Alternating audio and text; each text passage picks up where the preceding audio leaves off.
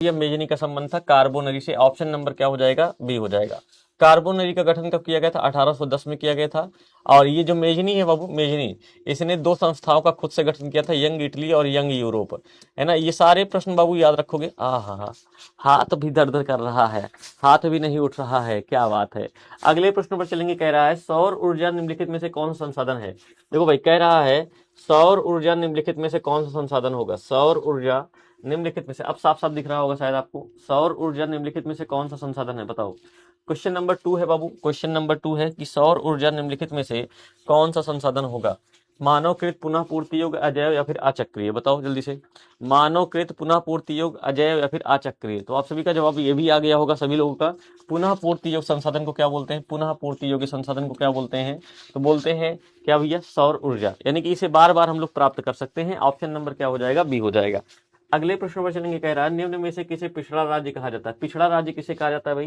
है ना, पिछड़ा हुआ राज्य किसे कहा जाता है? बताओ। जिनकी प्रति व्यक्तियां सबसे कम होती है बाबू, उसे पिछड़ा राज्य कहते हैं। ठीक है। आप एक चीज, हाँ, इंग्लिश वाले भाई देखो, आज शाम को मैं इंग्लिश में भी क्लास लेके आऊंगा, ठीक है, जहां पर हिंदी और इंग्लिश दोनों चीजें होंगी बाबू। आप परेशान मत होइएगा इंग्लिश वाले मीडियम के लिए। तो आज शाम को कितने बजे क्लास है बाबू? 5 बजे है ना। आज शाम को 5 बजे क्लास है। आज शाम को 5 बजे है, 5 बजे है। आज शाम को 5 बजे क्लास है, याद रखिएगा इस चीज को। और शाम को 5 बजे कल की क्लास में सभी लोग जुड़ना पहले बोल दे रहे हैं। आज मैं इसी शाम को 5 बजे वाली क्लास में ही बाबू, ठीक है, सिर्फ वो क्वेश्चन लेके आऊंगा, ज्यादा क्वेश्चन भी नहीं लेके आऊंगा, और ज्यादा क्वेश्चन नहीं लेके आऊंगा, और वही क्वेश्चन लेके आऊंगा जो सीधे के सीधे आपके एग्जाम में टकरा जाए बस। ठीक है, चलो। तो किसे पिछड़ा राज्य कहते हैं बाबू? तो आपका जवाब हो जाएगा पिछड़ा राज्य कहते हैं बिहार को, है ना। अब सबसे ज्यादा भारत की प्रति व्यक्ति आय किस राज्य की है? तो गोवा की। भारत की सबसे ज्यादा प्रति व्यक्ति आय वाला राज्य कौन सा हो जाएगा बाबू? सर 4 बजे रखिएगा, कल 4 बजे रखिए सर, सुबह सुबह 4 बजे, सुबह 4 बजे भी रख देंगे भाई, ठीक है। लेकिन अभी पहले शाम को 5 बजे जुड़ो। देखो, भारत में औरतों के लिए आरक्षण की व्यवस्था किस संस्था में की गई है? भारत में औरतों के लिए आरक्षण की व्यवस्था किस संस्था में की गई है? जल्दी से बताइएगा।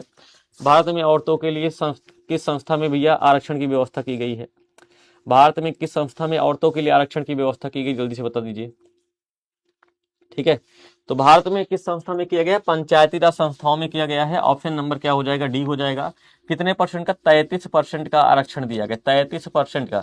एक चीज याद रखना बाबू, पंचायती राज से संबंधित जितनी भी चीजें होती है सब याद कर लेना, सब याद कर लेना। जैसे पंचायती राज का गठन 2 अक्टूबर 1959 हुआ था, बलवंत राय मेहता समिति की सिफारिश पर हुआ था, है ना। बलवंत त्रिस्तरीय पंचायती राज व्यवस्था है ना। राधे राधे भैया, राधे राधे। चलो आगे बस बढ़ते हैं कि इटली और जर्मनी के एकीकरण के विरुद्ध निम्न में से कौन सा देश था?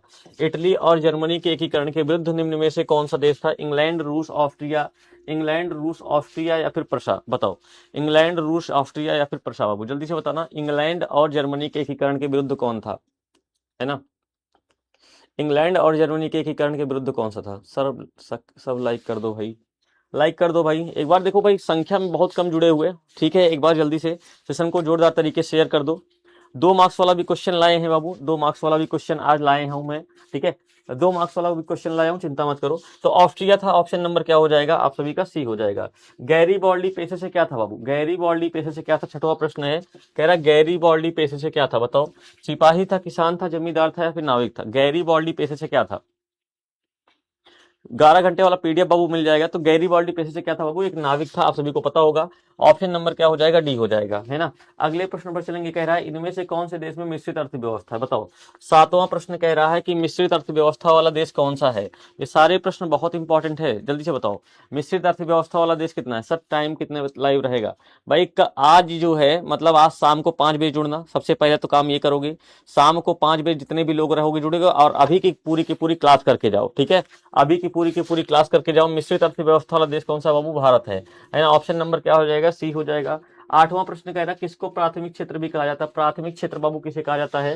किसे प्राथमिक क्षेत्र भी कहा जाता है? सेवा को, कृषि को, औद्योगिक को, इनमें से कोई नहीं, है ना। जल्दी से बताओ प्राथमिक क्षेत्र का उदाहरण कौन सा होगा? गुड मॉर्निंग भैया, गुड मॉर्निंग सर। कल कंप्लीट सिविक्स और इकोनॉमिक्स, अच्छा इकोनॉमिक्स और सिविक्स का भी रिवीजन करना है, ठीक है। सुनो, अब कहते हैं प्राथमिक क्षेत्र किसे कहा जाता है? तो कृषि क्षेत्र को कहा जाता है। ऑप्शन नंबर क्या हो जाएगा? इसमें से एक प्रश्न आएगा, इसमें से एक प्रश्न आएगा, प्राथमिक किसे कहते हैं, द्वितीय किसे कहते हैं, तृतीय किसे कहते हैं, ठीक है। अगला प्रश्न है, निम्नलिखित व्यक्तियों में से कौन लोकतंत्र में रंग भेद के विरोधी नहीं थे? तो आप सभी को बताना भैया, जेड गुडी नहीं थे, बाकी सब लोग क्या थे, सब के सब रंग भेद के विरोधी थे। 10वां प्रश्न की तरफ चलेंगे। 10वां प्रश्न क्या कह रहा है? 10वां प्रश्न है क्या, 10वां प्रश्न क्या कह रहा है कि सत्ता की साझेदारी की एक अनूठी और सर्वोत्तम प्रणाली किस देश में विकसित की गई? बताओ, सत्ता की साझेदारी की सबसे अच्छी व्यवस्था किस देश में देखने को मिलती है? बताओ आप लोग, आपकी बुक में भाई जो दिया है वही बताना। सर आज का क्वेश्चन एग्जाम में आएगा ना सर? 100% आएगा भाई। जो व्यक्ति मेरी क्लास किया है उसका एग्जाम बहुत अच्छा जाएगा, मैं इस चीज की गारंटी के साथ कहता हूँ। ठीक है, आप जल्दी से मुझे ये बता दो, सत्ता की साझेदारी की अनोखी व्यवस्था कहां पर देखने को मिलती है? तो बेल्जियम बाबू। जितने लोग भारत को बताओगे सब लोग गलत हो, ठीक है, क्योंकि आपके बुक में बाबू बेल्जियम के बारे में ही दिया है। बहुत सारे लोग इसको भारत लगाएंगे, नहीं बाबू भारत नहीं लगाना है, बेल्जियम लगाओगे। ऑप्शन नंबर क्या हो जाएगा? डी हो जाएगा। ठीक है, अगला प्रश्न कह रहा है, भारत में योजना आयोग का गठन कब किया गया था? भारत में योजना आयोग का गठन कब किया गया, जल्दी से बताओ। भारत में योजना आयोग का गठन कब किया गया था? 15 मार्च 1950, 15 सितंबर, 15 अक्टूबर, या इनमें से कोई नहीं? जल्दी से बताओ, योजना आयोग का गठन कब किया गया था? सर इंग्लिश वाला पीपीटी चाहिए। हाँ भाई, थैंक यू सो मच भाई, you are the best teacher, thank you so much, thank you so much. चलो भाई, ठीक है, तो भारत में योजना आयोग का गठन 15 मार्च को किया गया था। इसको अब खत्म कर दिया गया। इसी के स्थान पर 1 जनवरी 2015 को क्या लाया गया भैया? नीति आयोग लाया गया। अगला है, भारत की वित्तीय राजधानी क्या है? भारत की वित्तीय राजधानी क्या कहलाती है? तो भारत की वित्तीय राजधानी पटना, दिल्ली, मुंबई, चेन्नई। पटना, दिल्ली, मुंबई, चेन्नई, भारत की वित्तीय राजधानी। चलो बताओ भाई, भारत की वित्तीय राजधानी क्या होगी? भारत की वित्तीय राजधानी क्या होगी? तो आपका जवाब आ जाएगा भैया मुंबई। क्या हो जाएगा? भारत की वित्तीय राजधानी क्या हो जाएगा बाबू? मुंबई हो जाएगा। ऑप्शन नंबर क्या हो जाएगा? सी हो जाएगा। अगले प्रश्न पर चलेंगे, राष्ट्रीय विकास परिषद का गठन कब किया गया? राष्ट्रीय विकास परिषद का गठन कब किया गया? राष्ट्रीय विकास परिषद का गठन कब किया गया? बोलो। तो राष्ट्रीय विकास, ठीक है, पीडब्ल्यू का पूरा नाम क्या है? फिजिक्स वाला बाबू। देखो जैक बोर्ड वाला आप सभी के सामने बाबू जा रहा है ना? टेलीग्राम का चैनल का लिंक है, डिस्क्रिप्शन में दिया गया है, टेलीग्राम पर ज्वाइन हो जाओ, है ना? टेलीग्राम पर ज्वाइन हो जाओगे तो आप सभी को पूरी की पूरी चीजें सब कुछ मिल जाएगा। तो राष्ट्रीय विकास परिषद का गठन हुआ था 1952 में। ऑप्शन नंबर क्या हो जाएगा बाबू? बी हो जाएगा। आज की क्लास में बाबू रिकॉर्ड तोड़, आज शाम वाली क्लास में रिकॉर्ड तोड़ देना, पहले बोल दे रहे हैं, ठीक है? आज शाम वाली क्लास में आप सभी को रिकॉर्ड तोड़ना है। कम से कम 5000 की संख्या में आप सभी को जुड़ना है। इस चीज को जान लेना, कितने संख्या में? 5000। तभी पेपर आउट होगा, पहले बोल दे रहे हैं, ठीक है? अगर पेपर आउट कराना है तो 5000 की संख्या अगर मुझे दिख गई, जैसे ही 5000 संख्या दिखेगी बाबू, तुरंत के तुरंत पेपर आउट करेंगे, नहीं तो ऐसे पढ़ाता रहूंगा। ये चीज जान लेना, समझे? आप सभी लोग आज शाम को 5 बजे जरूर जुड़ना। पंचायती राज संस्थाओं में महिलाओं के लिए सीटें को आरक्षण कितना दिया है? 33%, है ना? भारत में पंचायती राज में महिलाओं को कितने परसेंट का आरक्षण दिया गया? 33% का दिया गया है। ऑप्शन नंबर क्या हो जाएगा? सी हो जाएगा। अगले प्रश्न पर चलेंगे, कह रहा है, भारत में किस तरह के लोकतंत्र की व्यवस्था की गई है? भारत में किस तरह के लोकतंत्र की व्यवस्था की गई? प्रत्यक्ष अप्रत्यक्ष दोनों, इनमें से कोई नहीं? ठीक है, जल्दी से बताना। हाँ, 5000 नहीं भैया, 10,000 जुड़ेंगे। क्या बात है,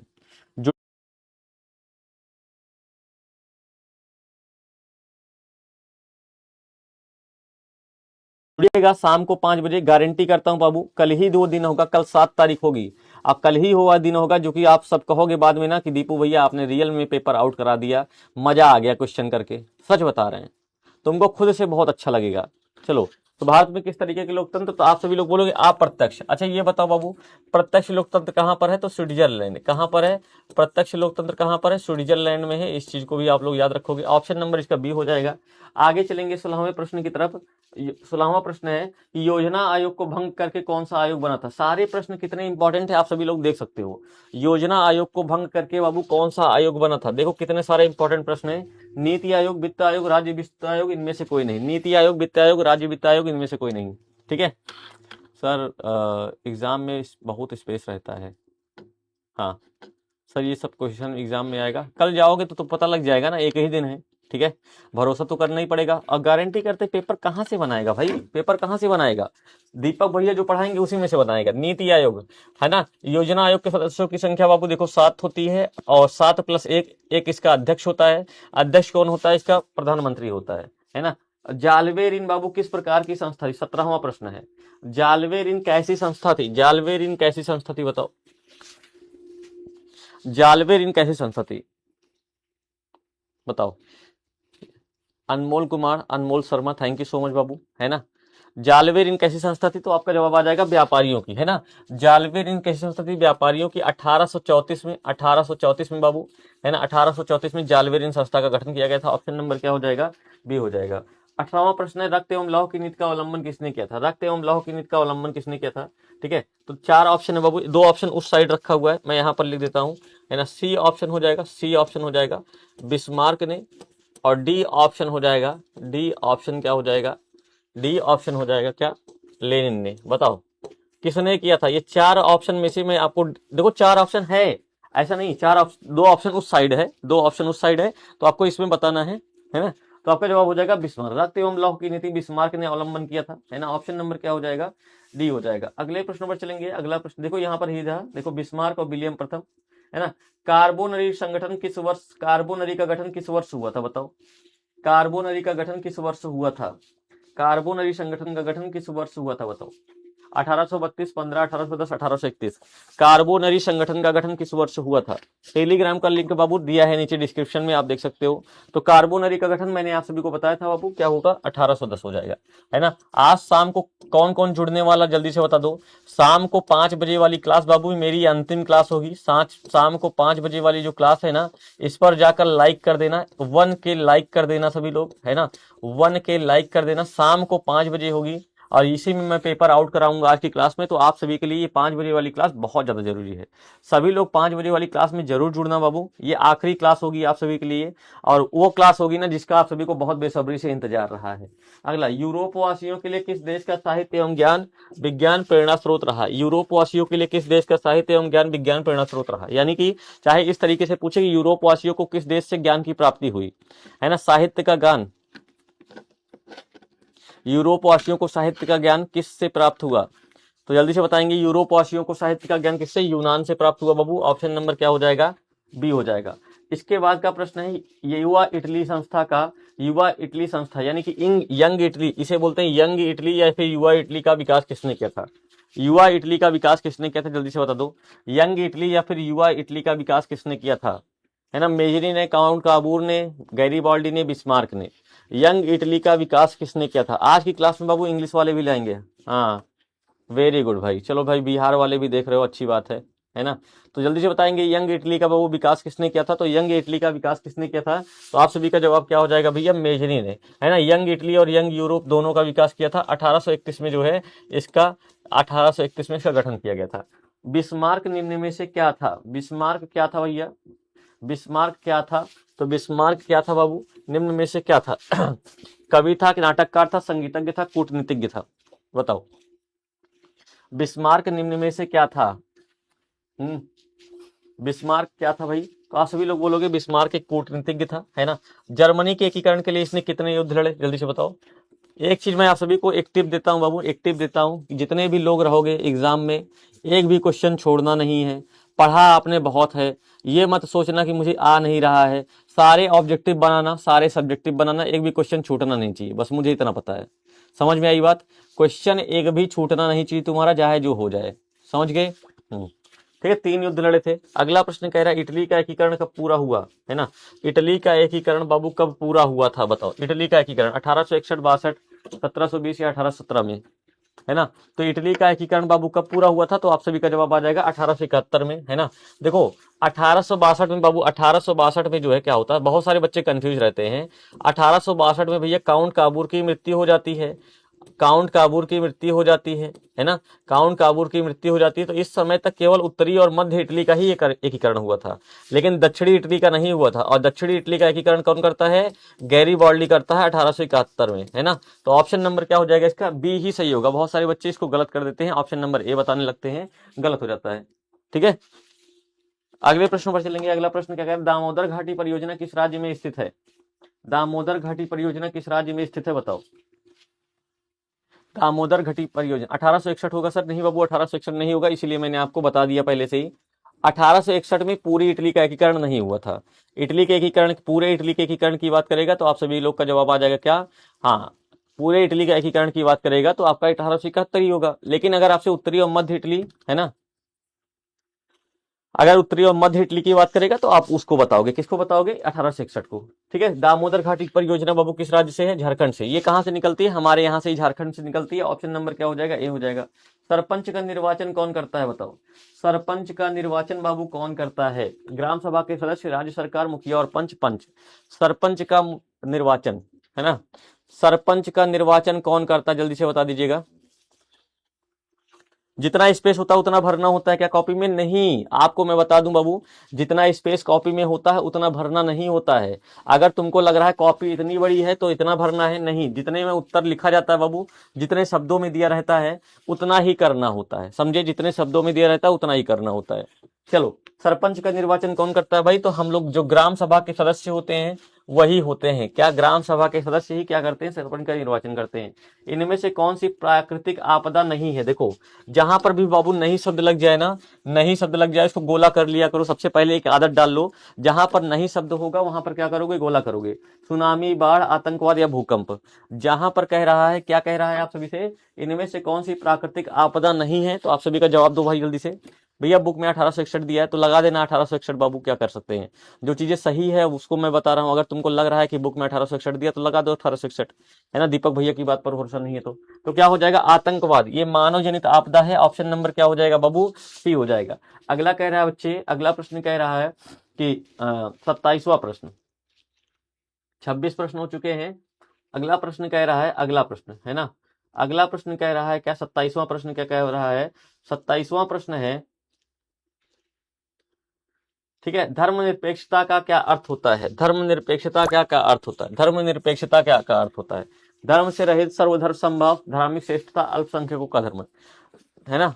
सर पीडीएफ मिलेगा, हाँ बाबू पीडीएफ तुरंत मिल जाएगा, तुरंत के तुरंत मिल जाएगा। सर बुक में 1871 दिया है, हाँ बाबू मुझे पता। देखो जो चीज सही है आपके दीपक भैया वही बताएंगे, समझे बात को।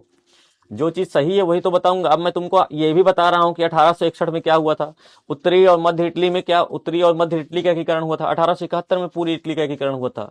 अगर तुमको कंफ्यूजन है बाबू तो अब मैं क्या कर सकता हूँ इस पे बताओ, है ना। तो इसका मतलब एक सही से नहीं पढ़े हो। धर्म क्या हो जाएगा, धर्म से रहित, धर्म से रहित ऑप्शन नंबर क्या हो जाएगा, ए हो जाएगा। अगला कह रहा है सुनामी प्रभावित क्षेत्रों में मकान का निर्माण कहाँ करना चाहिए। सुनामी, सुनामी जहां पर आती है बाबू, है ना। सुनामी देखो, सुनामी किस भाषा का शब्द है, तो सुनामी जो है जापानी भाषा का शब्द है। किस भाषा का है, जापानी भाषा का। सुनामी किस भाषा का शब्द है, जापानी भाषा का शब्द है बाबू, है ना, जापानी भाषा का शब्द है। और कह रहा है कहां पर मकान का निर्माण करना चाहिए, तो सुनामी प्रभावित क्षेत्रों में समुद्र तट से दूर ऊंचाई पर मकान, ऊंचाई पर करना चाहिए, है ना। देखो अगला प्रश्न है कि बाढ़ से सबसे अधिक हानि किसकी होती है। बाढ़ से सबसे अधिक हानि किसको होती है बाबू, तो ये सभी को होती है ना, पशुओं के, भवनों को, सभी को होती है। एक चीज यहाँ पर मैं आप सभी को बताना चाहता हूँ, कुछ सब्जेक्टिव मैं दिखाऊंगा, ये सब्जेक्टिव को जरूर रट के जाना। सब्जेक्टिव दिखा रहा हूं, है ना। देखो अब यहाँ पर बाबू कुछ सब्जेक्टिव मैं लेकर आया हूँ, सब्जेक्टिव देख लो। अभी ऑब्जेक्टिव और करवाऊंगा, चिंता मत करना, है ना। अभी ऑब्जेक्टिव और कराऊंगा। सतत विकास क्या है, ये एक प्रश्न है बाबू, सतत विकास क्या है। भैया मैप वाले क्वेश्चन में मैप दिया हुआ होगा, मैप दिया रहेगा बाबू, केवल दर्शाना रहेगा बस। मैप वाले क्वेश्चन में मैप दिया रहेगा, और मैंने मैप का अगर मेरे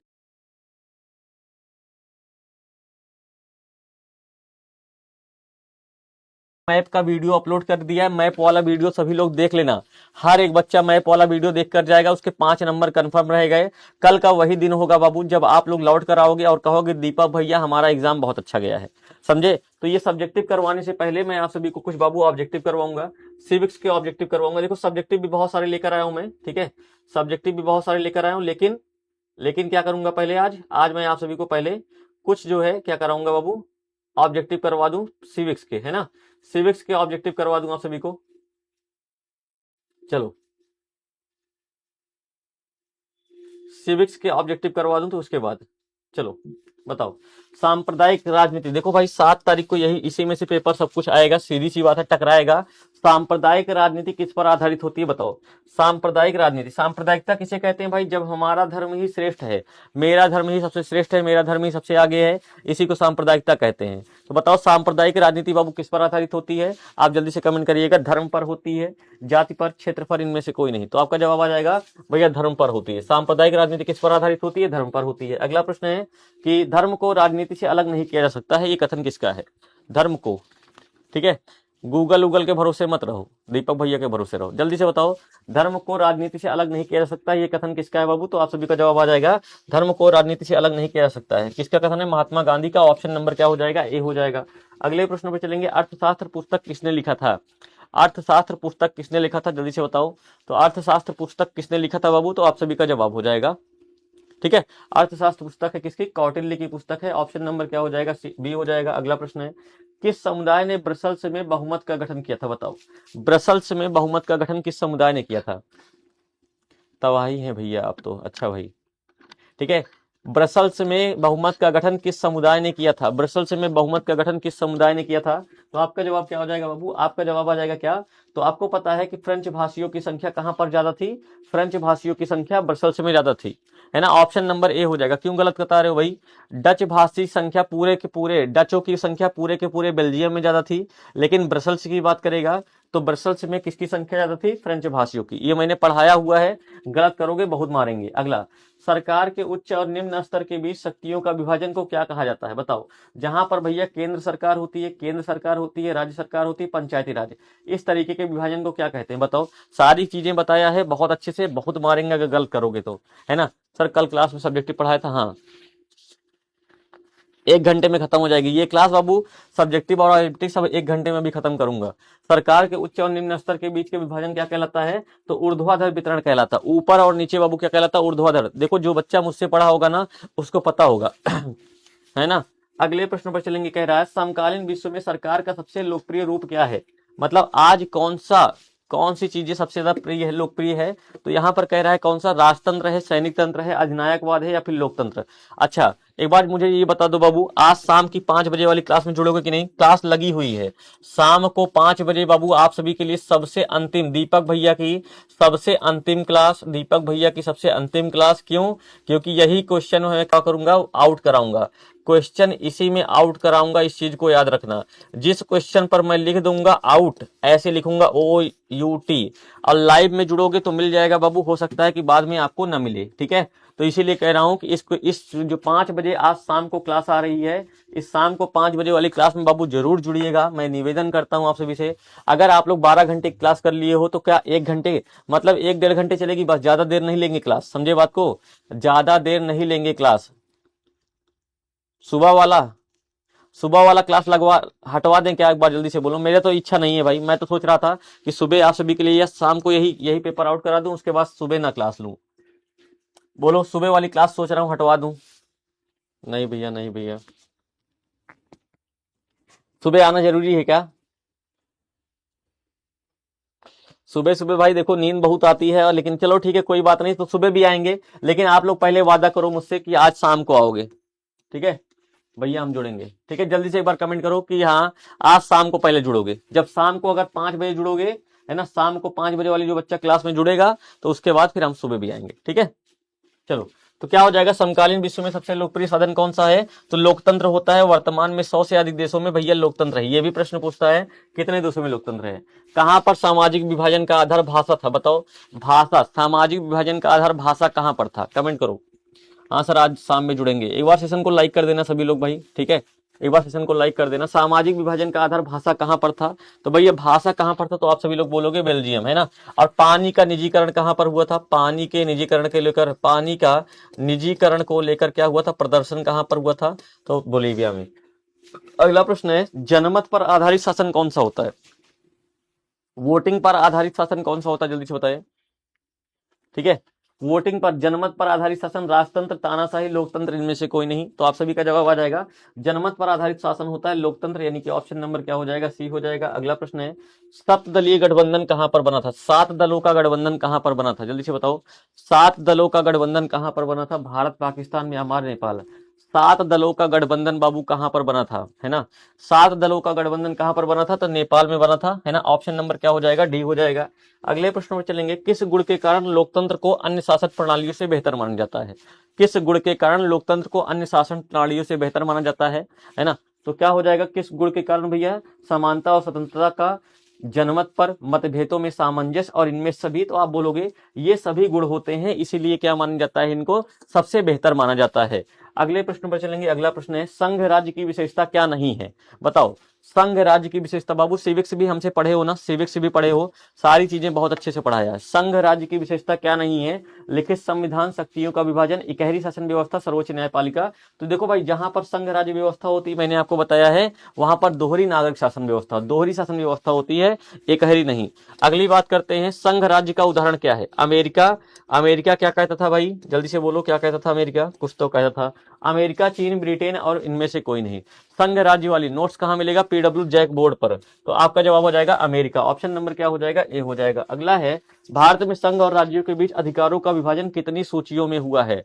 भारत में संघ राज्यों के बीच शक्तियों का विभाजन कितनी सूचियों में हुआ है, आप बताएंगे संघीय राज्य और समवर्ती। तो इनमें से कोई नहीं। तो जवाब क्या हो जाएगा बाबू, है ना, जवाब क्या हो जाएगा, संघीय राज्य और समवर्ती सूची में क्या हुआ है, भारत में संघ और राज्यों के बीच में बंटवारा हुआ है। अगली बात करते हैं, अगली हम लोग बात करते हैं, अगली क्या है, सत्ता में साझेदारी सही है, क्योंकि सत्ता में साझेदारी क्यों सही है बताओ। क्योंकि यह विविधता को अपने में समेट लेती है, देश की एकता को कमजोर कर देती है, फैसले लेने में देरी करती है, विभिन्न समुदायों के बीच टकराव को कम करती है। तो क्यों जरूरी होता है सत्ता की साझेदारी, ठीक है, तो क्या होता है, विभिन्न समुदायों के बीच टकराव को क्या करती है, कम करती है।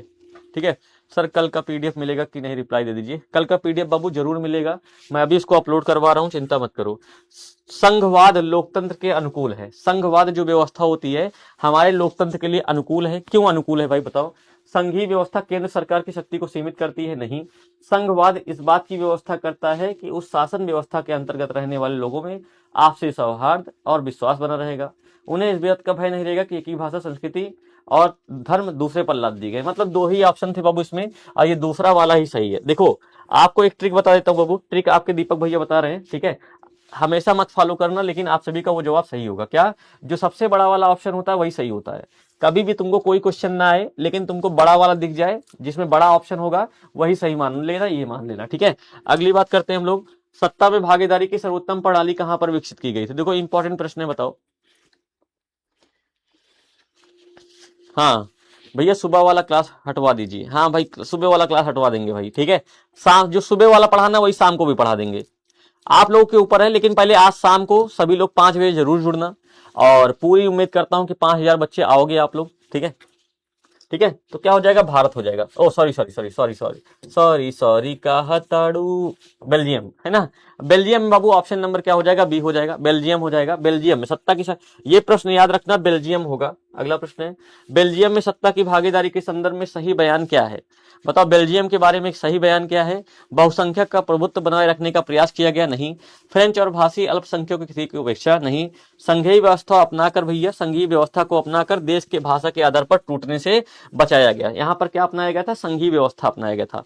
ऑप्शन नंबर क्या हो जाएगा, सी हो जाएगा। इग्नोर मत करिए सर, क्या इग्नोर कर रहा हूँ भाई, सर आप बहुत अच्छे हो, थैंक यू सो मच। ठीक है, जल्दी से इसको बता दो। वीकेएम, भाई सत्ता की भागीदारी की आवश्यकता कहां पर पड़ती है, ये भी प्रश्न है। सत्ता की भागीदारी की आवश्यकता कहां पर पड़ती है, क्षेत्र, भाषा और जाति के आधार पर बटे समाज में, क्षेत्रीय विभाजन वाले बड़े राज्य में, प्रत्येक लोकतांत्रिक राज्य में, उपयुक्त में से तीनों। तो बाबू देखो, जहां तक एक ऑप्शन और बताता हूं मैं, जहां पर ऑप्शन नंबर डी दिया रहता है, जहां पर सभी दिया रहता है ना, ज्यादातर वो भी ऑप्शन सही होता है। 90% केसेस में सही होता है, बाकी 10% केस में ये सही नहीं माना जाता है, ठीक है। इस चीज को भी याद रखेंगे, ऑप्शन नंबर डी। अगला प्रश्न कह रहा है, संघीय व्यवस्था में सरकार कैसी होती है, एक दलीय, द्विदलीय, बहुदलीय या फिर इनमें से कोई नहीं। बताओ संघीय व्यवस्था में सरकार किस प्रकार की होती है। तो संघीय व्यवस्था में बाबू सरकार किस प्रकार की होती है, बहुदलीय सरकार होती है। ऑप्शन नंबर क्या हो जाएगा, सी सही हो जाएगा। कौन सही हो जाएगा, सी सही हो जाएगा ऑप्शन। आप सभी का ऑप्शन नंबर क्या हो जाएगा, सी सही हो जाएगा। अगले प्रश्न पर चलेंगे, लोकसभा में निर्वाचन हेतु कुल सीटों की संख्या कितनी है। लोकसभा में निर्वाचन हेतु बाबू कुल सीटों की संख्या कितनी है, जल्दी से कमेंट करेंगे। तो लोकसभा में निर्वाचन हेतु कुल सीटों की संख्या कितनी है, तो आप सभी का जवाब हो जाएगा 543, है ना। आज बाबू आप लोग ना एक काम कर देना, जितने भी लोग हो, ठीक है, मेरी इंस्टा आईडी है दीपक सर पीडब्ल्यू। जितने बच्चे पढ़ रहे हो आप लोग अपने पढ़ते समय एक वीडियो बनाइए और मुझे टैग करिएगा, मैं आप सभी का ना कोलैबोरेशन स्वीकार करके जो है आगे भेजूंगा, ठीक है। आगे आप सभी का कोलैबोरेशन स्वीकार करूंगा। इंस्टा पे मुझे मैसेज कर देना, है ना, दीपक सर पीडब्ल्यू, सिर्फ इतना लिखोगे इंस्टाग्राम पर, मेरी आईडी आ जाएगी। और आपको क्या करना, जैसे अभी पढ़ रहे हो क्लास, तो आप दिखाना, अपनी क्लास को दिखाना, इतने सारे बच्चे पढ़ रहे हैं, वीडियो बनाना, मेरे पास भेजना बाबू, ठीक है। सभी लोग भेजना, तो मैं आप सभी का वीडियो एक्सेप्ट करूंगा। अगले प्रश्न पर चलेंगे, समवर्ती सूची में किस प्रकार के विषय रखे जाते हैं, है ना। तो राज्य, केंद्र और राज्य दोनों केंद्र इनमें से कोई नहीं। तो इसका जवाब क्या आ जाएगा, ठीक है, तो इसका जवाब क्या आ जाएगा, केंद्र और राज्य दोनों, केंद्र और राज्य दोनों, ठीक है, ऑप्शन नंबर बी। अगला प्रश्न है, कौन से संविधान संशोधन द्वारा सरकार का तीसरा स्तर बनाया गया था, यानी पंचायती राज। देखो एक चीज और बताना चाहता हूँ, बहुत सारे बच्चे कह रहे हैं कि भैया हम इंस्टा नहीं चलाते, कोई बात नहीं, आपको चलाना भी नहीं है, चलाना नहीं है बाबू, ठीक है, इंस्टा नहीं चलाते तो नहीं चलाना, लेकिन इतना कहना चाहता हूँ, अगर आपको मुझसे कांटेक्ट करना है, कांटेक्ट रखना है, कोई क्वेश्चन पूछना है, तो आप हमारे इंस्टा पे मैसेज कर सकते हो मुझे। तो कौन सा संविधान संशोधन द्वारा सरकार का तीसरा स्तर बनाया गया था, 73वां संविधान संशोधन 1992 के तहत बाबू। ऑप्शन नंबर क्या हो जाएगा, सी हो जाएगा। अगला, पंचायती राज व्यवस्था का दूसरा स्तर कौन सा होता है, बताओ, पंचायती राज व्यवस्था का। स्क्रीनशॉट, स्क्रीनशॉट क्यों लोगे भाई, स्क्रीनशॉट क्यों लेना है, सुबह में एक बार रिवीजन करवाएंगे ना, हाँ चलो ठीक है, ठीक है। तो क्या हो जाएगा, पंचायत समिति दूसरा स्तर होता है बाबू। ऑप्शन नंबर क्या हो जाएगा इसका, बी हो जाएगा। अगला प्रश्न है, पंचायती राज व्यवस्था सबसे पहले किस राज्य में लागू किया गया था।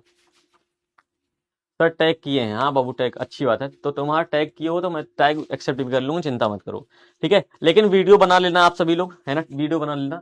तो पंचायती राज व्यवस्था को सबसे पहले राजस्थान राज्य में लागू किया गया। ऑप्शन नंबर क्या हो जाएगा, ए हो जाएगा। अगला प्रश्न है, ग्राम कचहरी का प्रधान कौन होता है, ग्राम कचहरी का प्रधान, ग्राम कचहरी का प्रधान पंच होता है, सरपंच होता है, प्रमुख होता है, या फिर न्याय मित्र होता है। तो ग्राम कचहरी का प्रधान होता है, प्रधान कौन होता है, ग्राम कचहरी का प्रधान कौन होता है, सरपंच होता है ना, ग्राम कचहरी का प्रधान कौन होता है, सरपंच होता है। अगला है, भारत में किस प्रकार की शासन प्रणाली है, भारत में किस प्रकार की शासन प्रणाली है, जल्दी से बताओ, है ना। तो क्या हो जाएगा, संघीय अध्यक्षीय, संघीय और संसदीय, एकात्मक अध्यक्षीय। तो कहने का मतलब देखो, एक बच्चा कह रहे सर हमने कुछ नहीं पढ़ा है, बाबू कुछ नहीं पढ़े हो, दीपक भैया की क्लास करो ना तुम लोग, काहे, आपको रियल में बता रहा हूँ, जितना भी क्लास बाबू मैं पढ़ाता हूँ ना, आपको पूरे जैक बोर्ड में इतनी गारंटी, इतना सीना ठोक के कहते हैं, इस तरीके से कोई नहीं पढ़ा सकता। आप ये बता दो, कोई आज तक एक टीचर बाबू सही बताना 12 घंटे क्लास आपके लिए लिया है, कोई नहीं लिया है 12 घंटे, वो भी जैक बोर्ड के लिए, सोच भी नहीं सकता है। लेकिन आपके दीपक भैया ने कराया है, पता दीपक भैया क्यों कराया है, क्योंकि मैं चाहता हूं कि आपको ये जो डर लगा रहा है, अगर सता रहा है ना, ये डर ना सताए, आपका एग्जाम बहुत अच्छा जाए, चाहे जो हो जाए। अकेले खड़ा था बाबू 12 घंटे तक, कल रात तक ही खड़ा हूं, हाथ पैर जवाब दे रहा, हाथ नहीं उठ रहा है, पैर दर्द कर रहा है, कमर दर्द कर रही है, लेकिन फिर भी सुबह 7 बजे आया हूं ना, तो सिर्फ आपके लिए आया हूं, पता है आपको, सिर्फ आपके लिए आया हूं। इतना करने के लिए कोई एक्स्ट्रा पैसा नहीं मिलता है, समझ रहे होगे, आपको पता होगा, ठीक है आपको पता होगा ये सब करने के लिए एक्स्ट्रा पैसा मिलता है क्या, कोई एक्स्ट्रा पैसा नहीं होता। लेकिन आपको पता होगा कि सिर्फ और सिर्फ आपसे जो प्रेम मिलता है ना, उस हर एक पैसे को ठुकरा देता है। मैं उस हर पैसे को ठुकरा दूंगा जहां पर आपका प्यार आएगा। आपके प्यार, आपका प्यार हमारे लिए बहुत अनमोल होता है, समझे बात को। आपके प्यार की वजह से ही आपके दीपक भैया यहाँ पर खड़े हैं, है ना, आपके प्यार की वजह से। पंचायती राज के त्रिस्तरीय स्वरूप में इनमें से कौन सा नहीं है, कह रहा है, देखो कौन सा नहीं है ये बताना है, ठीक है ग्राम पंचायत, पंचायत समिति, जिला परिषद, नगर निगम, ठीक है, जल्दी से बताइएगा, ठीक है, नगर निगम, नगर निगम है बाबू। अच्छा एक चीज बताओ मुझे, नगर निगम के प्रधान को क्या कहा जाता है, ये प्रश्न याद रखिएगा, नगर निगम के प्रधान को क्या कहा जाता है, नगर निगम के, नगर निगम के प्रधान को क्या कहा जाता है, नगर निगम के प्रधान को क्या कहा जाता है, बताओ। महापौर कहा जाता है क्या, महापौर। अगला प्रश्न है, भारतीय संविधान की 8वीं अनुसूची में, 8वीं अनुसूची में कितनी भाषाओं का उल्लेख किया गया है, भारतीय संविधान की 8वीं अनुसूची में कितनी भाषाओं का उल्लेख किया गया है, जल्दी से बताओ, ठीक है। भारतीय संविधान की 8वीं अनुसूची में कितनी भाषाओं का, 22 भाषाओं का उल्लेख किया गया है। ऑप्शन नंबर क्या हो जाएगा, बी हो जाएगा। अगले प्रश्न पर चलेंगे, भारत में पहला नगर निगम कहां पर बनाया गया था, भारत में, एकात्मक होगा गुरुजी, अरे भैया इसीलिए कहते हैं ना गलत मत पढ़ो करो। देखो एक बच्चा कह रहा है इस प्रश्न का जवाब एकात्मक होगा, इसका ए कहां गया, इसका एकात्मक शासन व्यवस्था कहां पर होती पता है, सुनो, जहां पर पूरे देश में एक ही शासक होता है बस, वहां एकात्मक, जैसे चीन, जैसे क्या है चीन हो गया, चीन में क्या है, सिर्फ एक ही देश के केवल वही सी जिनपिंग है, बस सी जिनपिंग, केवल एक व्यक्ति।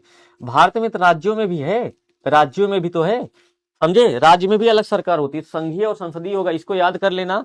जहां पर सांसद होते हैं और जहां पर देश में मुख्यमंत्री और प्रधानमंत्री होते हैं, ये चीज याद रखिएगा, ठीक है, गलत मत पढ़ो भाई। इसका बताओ नगर निगम पहला कहां पर, तो मद्रास यानी कि चेन्नई में बाबू, मद्रास यानी कि चेन्नई में पहला नगर निगम स्थापित किया गया था। अगला प्रश्न है, पंचायती राज संस्थाओं को संवैधानिक दर्जा किस संशोधन के द्वारा प्राप्त हुआ ठीक है, सुबह वाला क्लास लगवा दीजिए भैया, सुबह वाला क्लास लगवा देंगे भाई, चलो 73वां संविधान संशोधन 1992 के तहत बलवंत राय मेहता समिति की सिफारिश पर। अगला प्रश्न है, निम्न में से कौन से नगर निगम के आय का स्रोत नहीं होता है? मतलब कहां से नगर निगम पैसा नहीं कमाता, आपको ये बताना है। नगर निगम के आय का स्रोत कौन सा नहीं होता है? सर आज शाम को क्वेश्चन पेपर लीक कर दीजिएगा। हाँ भाई, उम्मीद तो यही कि आज सोच रहा हूँ लीक कर ही दूं, क्योंकि आप लोगों ने इतना मेहनत किया ना, आपकी मेहनत को मैं स्वीकार करता हूं। सर अभी आज क्लास कितना चलेगा? अभी आधे घंटे और चलेगा, ठीक है। नगर निगम के आय का स्रोत बाबू आयकर नहीं होता है, ठीक है। इनकम टैक्स जो होता है ना, वो सरकार लेती है, नगर निगम नहीं लेता है। पंचायत की व्यवस्थापिका सभा कौन सी है? व्यवस्था कौन सा करता है बताओ? पंचायत की व्यवस्था। भैया सुबह वाला क्लास हटवा दीजिएगा। हाँ भाई हटवा देंगे। चलो, एक बच्चा कह रहे लगवा दीजिएगा, बच्चा कह रहा हटवा दीजिएगा। चलो, आज की क्लास में अगर ज्यादा से ज्यादा बच्चे जुड़ जाओगे, ठीक है, ठीक है, अगर आज की क्लास में ज्यादा से ज्यादा बच्चे जुड़ जाओगे तो आप सभी लोग क्या हो जाएगा, हम लोग क्या करेंगे, आगे की क्लास को रख देंगे, ठीक है। फिर मैं नहीं रिवीजन कराऊंगा, समझे बात को। राज्यपाल की नियुक्ति कौन करता है? अगर आज शाम को सभी लोग जुड़ गए, है ना, जो मैंने बताया है, लगभग 6000 बच्चे आप लोग जुड़ जाते हो बाबू।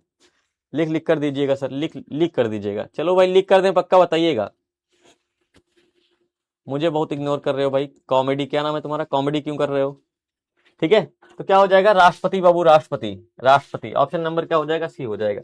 अगला प्रश्न है, स्थानीय स्वशासन हेतु नीति निर्देशक सिद्धांतों के किस अनुच्छेद में? चलो भाई पेपर लीक कर देते हैं, ठीक है। अगर पेपर शाम को लीक नहीं किए तो ये समझ लेना, अगर शाम को लीक नहीं हुआ तो इस चीज की तो मैं गारंटी लेता हूं, सुबह 4 AM पर जो क्लास होगी, कितने बजे? 4 AM पर, है ना। 4 AM और शाम को 5, यही 2 क्लास है बाबू, यही 2 क्लास है। यही 2 क्लास अंतिम क्लास होगी आपके लिए। इन्हीं 2 क्लासों को केवल कर लेना, सारे के सारे ऑब्जेक्टिव लड़वा दूंगा, ठीक है।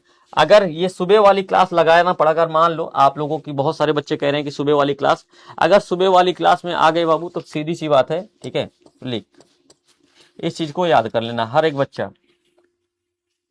सिर्फ दीपक भैया नाम ही काफी है, समझे बात को। दीपक भैया क्या है? नाम ही काफी है, समझे। तो शाम को पहले 5 बजे वाली क्लास में जरूर जुड़ना, आज की क्लास लगी हुई है, और 1000 उस पर लाइक भी कर देना, ठीक है। हाँ, लेकिन मैं कोशिश करूंगा, ऐसा नहीं करूंगा बाबू, ऐसा नहीं करूंगा कि 30 क्वेश्चन बताऊं 30 के लीक कर दूंगा। अगर 30 क्वेश्चन कराना तो कम से कम मैं आपको 60 क्वेश्चन कराऊंगा, 60 में से 30 क्वेश्चन मिलेगा। नहीं तो आपके दीपक भैया जेल में भी हो सकते हैं, आपको पता हो, ठीक है। आपके दीपक भैया जेल में भी हो सकते हैं, इतना पता होगा ठीक है। तो इस तरीके से नहीं करेंगे हम लोग, ठीक है। अगला प्रश्न है, ग्राम कचहरी के मुकदमे, ग्राम कचहरी में किस प्रकार के मुकदमे सुलझाए जाते हैं? तो फौजदारी और दीवानी दोनों के। अगले प्रश्न पर चलेंगे, ग्राम पंचायत का प्रधान कौन होता है? ग्राम पंचायत का प्रधान कौन होता है? ठीक है, हाँ, तो ग्राम पंचायत का प्रधान कौन होता है? मुखिया जी होते हैं। ऑप्शन नंबर क्या हो जाएगा बाबू? बी हो जाएगा। अगला प्रश्न होगा, भारत में प्रथम नगर निगम की स्थापना कहां पर की गई थी? तो प्रथम नगर निगम की स्थापना कहां पर की गई थी? चेन्नई में की गई थी। ऑप्शन नंबर डी हो जाएगा। अगले प्रश्न पर चलेंगे, भारत में अनुसूचित भाषाएं कितनी है? अनुसूचित भाषाएं कितनी है? तो आप सभी का जवाब आएगा 22 भाषाएं अनुसूचित हैं। अनुसूचित भाषाओं की संख्या कितनी है? 22। अगला है, निम्नलिखित में से कौन सा राज्य सूची का विषय है? राज्य सूची का विषय कौन सा है? ठीक है, ठीक है, राज्य सूची का विषय कौन सा हो जाएगा? विदेश नीति, संचार, बैंकिंग। ये चारों, ये तीनों के तीनों बाबू क्या है? ये तीनों के तीनों केंद्र सूची के विषय है, लेकिन कानून व्यवस्था जो है राज्य का विषय होता है। अगला प्रश्न है, संविधान सभा का गठन कब हुआ था? संविधान सभा का गठन कब हुआ था? तो कब हुआ था आप लोग जल्दी से बताओ भाई। संविधान सभा का गठन, है ना, ठीक है, 1946 में हुआ था। ऑप्शन नंबर क्या हो जाएगा? सी हो जाएगा, ठीक है, सी हो जाएगा। अगले प्रश्न पर चलेंगे। अगला प्रश्न क्या कह रहा है? अगला प्रश्न, जिला परिषद का कार्यकाल कितने वर्ष का होता है? जिला परिषद का, दीपक भैया नाम नहीं ब्रांड है भाई, आपकी वजह से नाम नहीं, ये ब्रांड बना हुआ है, और कल आप लोग भाई पूरा का पूरा ये ब्रांड को ना एकदम से साबित करोगे।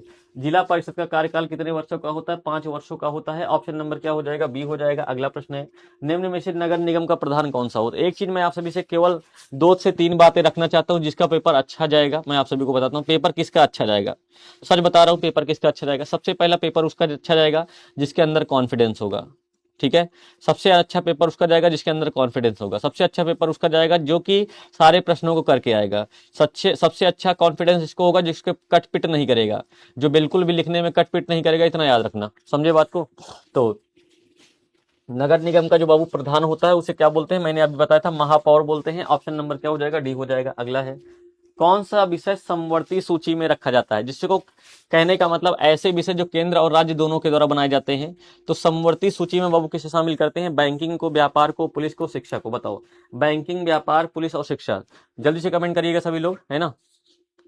ठीक है, तो क्या हो जाएगा, मत बोलिए नहीं तो आपका क्लास में बैंड लगा देगा मतलब, ठीक है। समवर्ती सूची में बाबू क्या रखा जाता है? शिक्षा को रखा जाता है। ऑप्शन नंबर क्या हो जाएगा? डी हो जाएगा। पेपर ऊपर लीक नहीं होगा कोई भी बाबू, पहले बता दे रहा हूँ, ठीक है। तुम लोग नहीं तो पता लगा वीडियो कट करके डाल दोगे। पेपर नहीं लीक कराएंगे, अच्छे से पढ़ाएंगे ताकि तुम लोग का सारा पेपर लड़ जाए।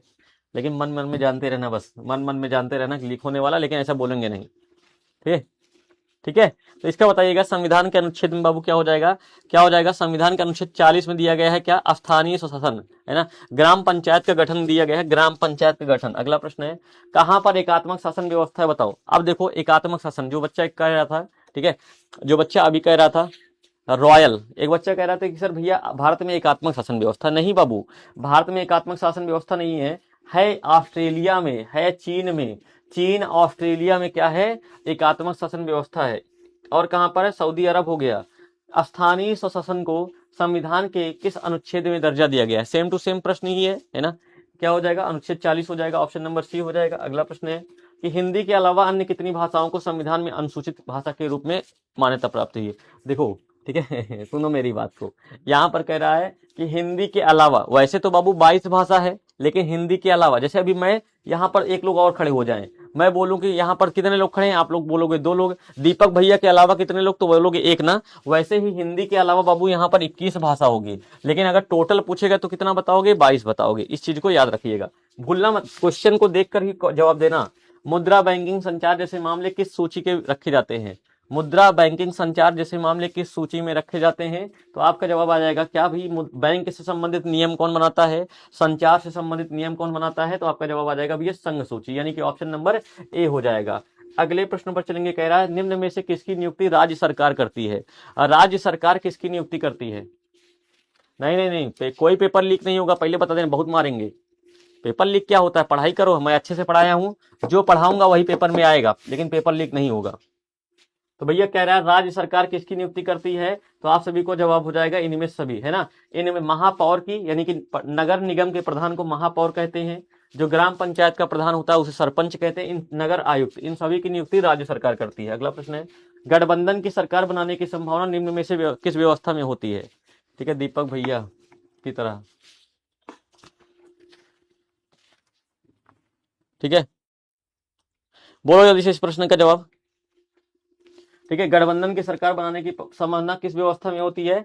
तो जहां पर बहुत सारे दल होते हैं वहां पर होती है, ऑप्शन नंबर सी हो जाएगा। अगला प्रश्न है, कार्यपालक पदाधिकारी नियुक्ति कहां की जाती है? कार्यपालक पदाधिकारी की नियुक्ति कहां पर की जाती है? तो कहां पर की जाती है भैया? तो आप सभी लोग का जवाब आ जाएगा नगर निगम में की जाती है। अगला प्रश्न कह रहा, संविधान की 12वीं अनुसूची का संबंध किससे है ना। जो 12वीं अनुसूची बाबू है ना, नगर पालिका के कार्य क्षेत्र से संबंधित है, नगर पालिका के कार्य क्षेत्र से संबंधित है। अगला प्रश्न है, संविधान सभा का गठन 1946 में किया गया था। संविधान सभा का गठन कब किया गया था?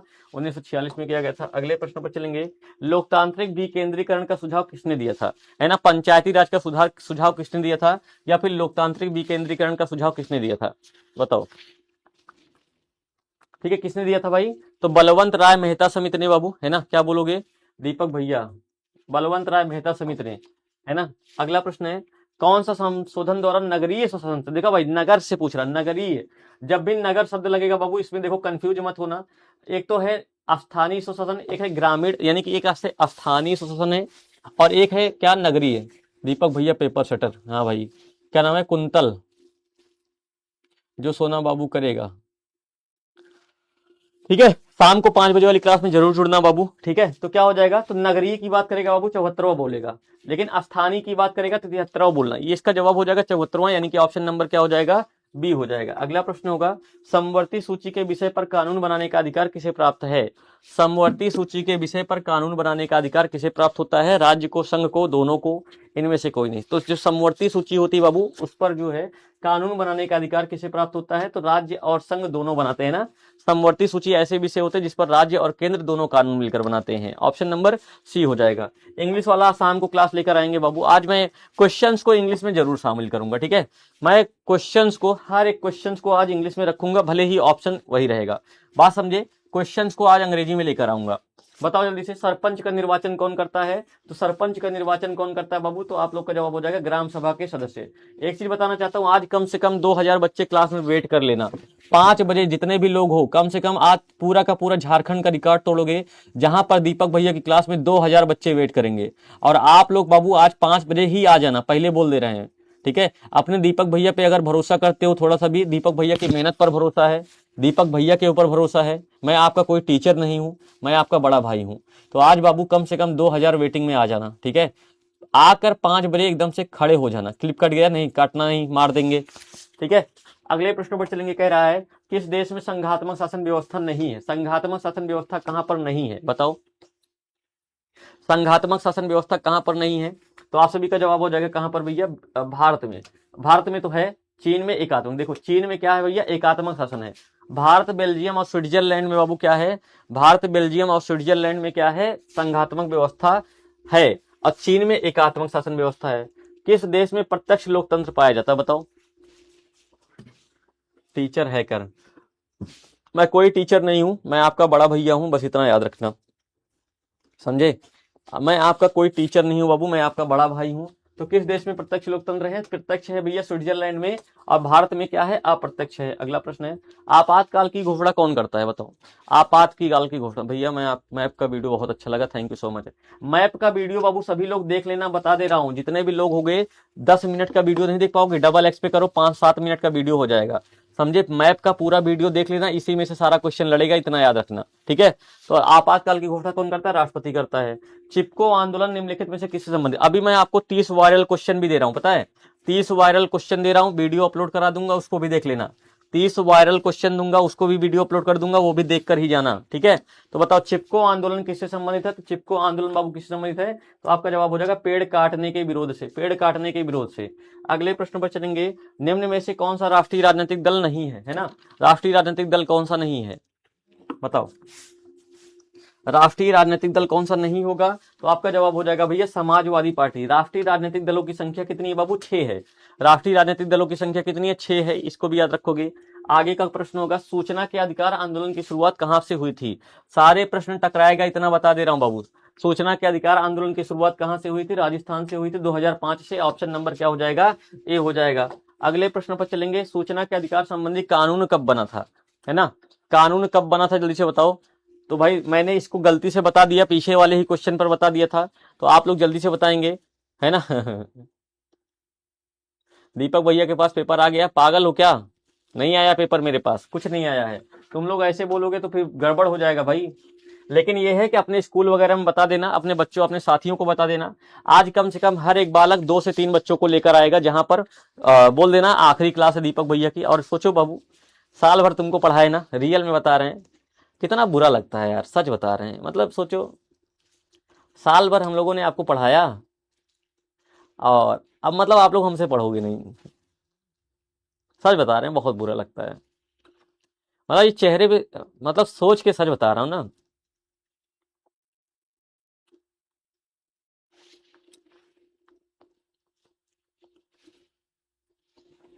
सोच के सच में बहुत बुरा लगता है। कोई बात नहीं, जीवन है, आगे बढ़ना है ना। जीवन है बाबू, आगे बढ़ोगे, आगे बढ़ोगे तो आपके भैया को अच्छा ही लगेगा। हम भी चाहते हैं हमेशा आपको अच्छा ही लगे, ठीक है।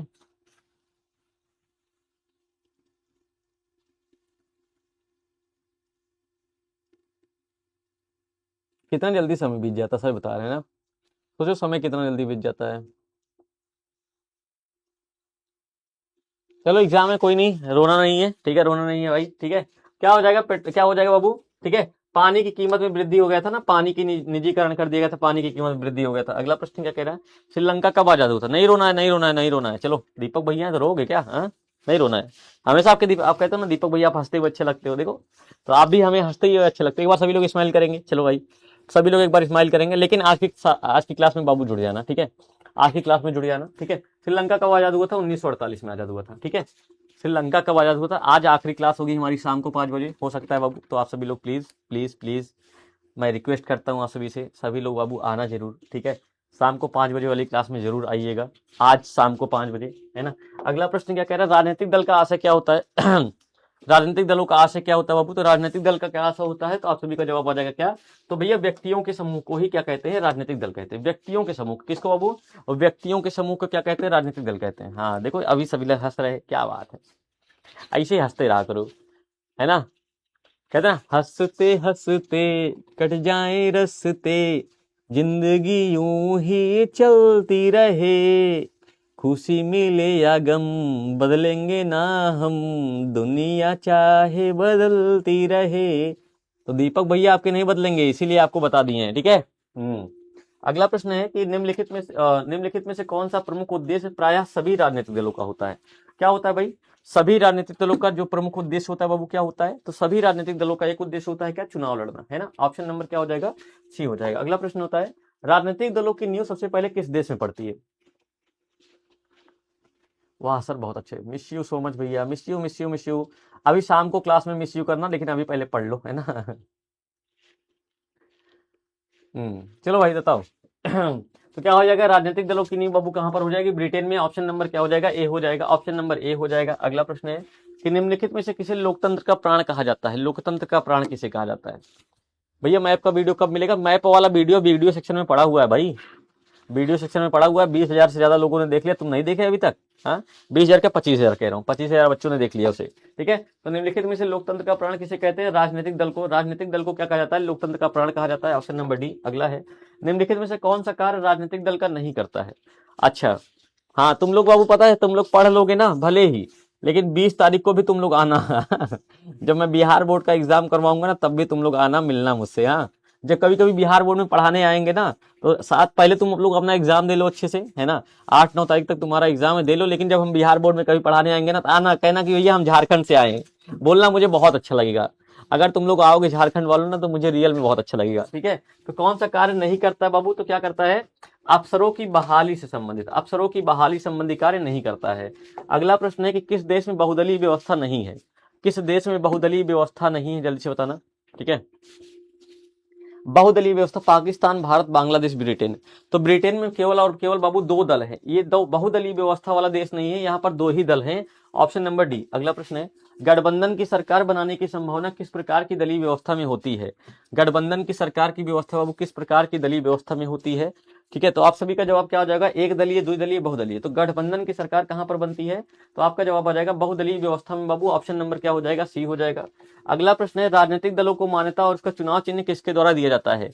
राजनीतिक दलों को मान्यता और उसका चुनाव चिन्ह बाबू किसके द्वारा प्रदान किया जाता है? तो आप सभी का जवाब क्या आ जाएगा? तो किसके द्वारा किया जाता है? निर्वाचन आयोग के द्वारा। 25 जनवरी को बाबू इसका गठन हुआ था, निर्वाचन आयोग का। राष्ट्रीय मतदाता दिवस भी 25 जनवरी को मनाते हैं। You are the best teacher भैया, थैंक यू सो मच बाबू, thank you so much. Paper अच्छा गया तो आपकी क्लास में ज्वाइन करूंगा। पेपर अच्छा तो ही जाएगा भाई। कौन सा राष्ट्रीय दल नहीं है? 6 ही राष्ट्रीय दल है बाबू, है ना। भैया कौन कहता है कि लड़की सिर्फ फेयरवेल में रोती है? लगाव जब ज्यादा होता है तो लड़का भी रोता है। जरूरी है क्या बाबू लड़की ही रोए? हाँ जहां मोहब्बत होती है, जहां प्रेम होता है ना, कहते ना कि एक आप सभी के लिए भाई देखो, मतलब ये जो बात कह रहे हो ना कि सिर्फ लड़कियां ही रोती हैं, लड़के नहीं रोते हैं, सही से देखा जाए दर्द तो बाबू लड़कों को ही होता है। सही से देखा जाए तो दर्द तो हमेशा लड़कों को ही होता है, ये मुझे पता है, ठीक है। वो कहते हैं ना कि तितली की तो आदत होती है फूल बदलना, तितली की तो आदत होती है फूल बदलना, गुनाहगार तो गुलाब है जो उसकी याद में मुरझा गया। समझे? बहुत गौर से सुनिएगा इस बात को, आप ऐसे ही मतलब हल्के में मत लीजिएगा इस पॉइंट को। जो तितली होती है बाबू, तितली की आदत क्या होती है? वो तो एक फूल पे बैठेगी, फिर दूसरे फूल पर जाएगी, वहां बैठेगी। लेकिन गुनाहगार कौन है? गुनाहगार वे है जो तितली की याद में मुरझा जा रहे हैं। यानी कि गुनाहगार कौन हुआ? तो फूल हुआ। समझे? चलो आओ।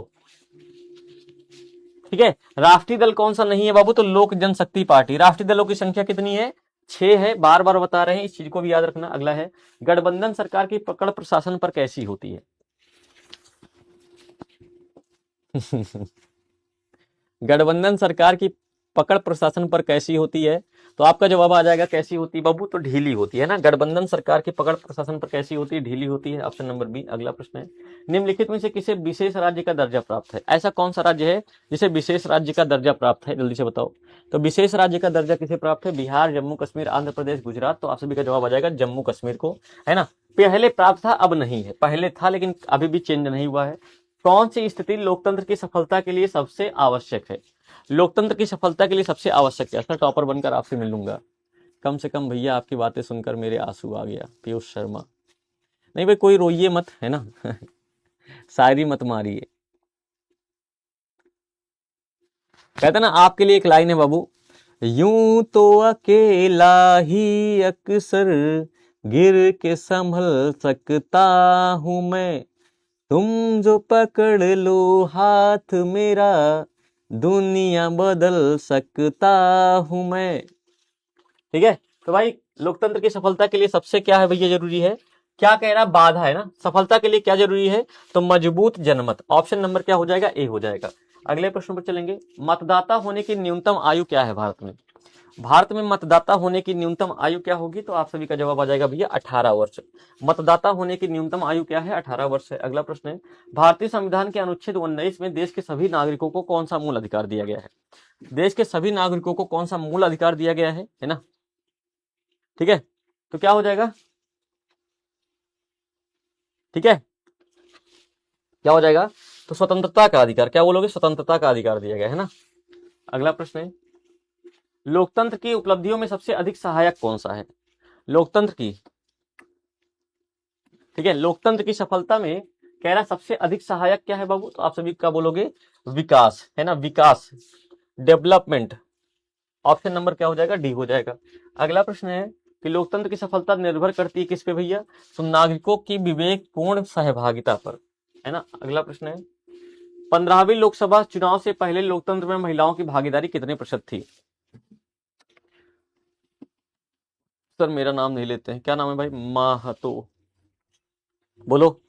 तो 15वीं लोकसभा के पहले भैया महिलाओं की भागीदारी केवल 10% थी। ऑप्शन नंबर ए हो जाएगा। अगला, लोकतंत्र जनता का, जनता द्वारा जनता के लिए शासन है, ये कथन किसका है, ठीक है, किसका है, बोलो। दीपू भैया प्लीज रिप्लाई मी, पूर्णिया जिला में आइएगा ना प्लीज, आएंगे बाबू आएंगे। ठीक है, तो किसका कथन है ये, अब्राहम लिंकन का कथन है। ऑप्शन नंबर क्या हो जाएगा, बी हो जाएगा। अगले प्रश्न पर चलेंगे, क्षेत्रवाद की भावना का कुपरिणाम क्या है। क्षेत्रवाद की भावना का कुपरिणाम क्या होगा, तो आप सभी का जवाब आएगा अपने क्षेत्र से लगाओ, राष्ट्रहित, राष्ट्रीय एकता या फिर अलगाववाद। तो क्षेत्रवाद की भावना का कुपरिणाम क्या होगा बाबू, तो आप सभी का जवाब आ जाएगा क्या, अलगाववाद होता है। ऑप्शन नंबर क्या हो जाएगा, डी हो जाएगा। अगले प्रश्न पर चलेंगे, लोकतंत्र के मार्ग की सबसे बड़ी बाधा क्या है।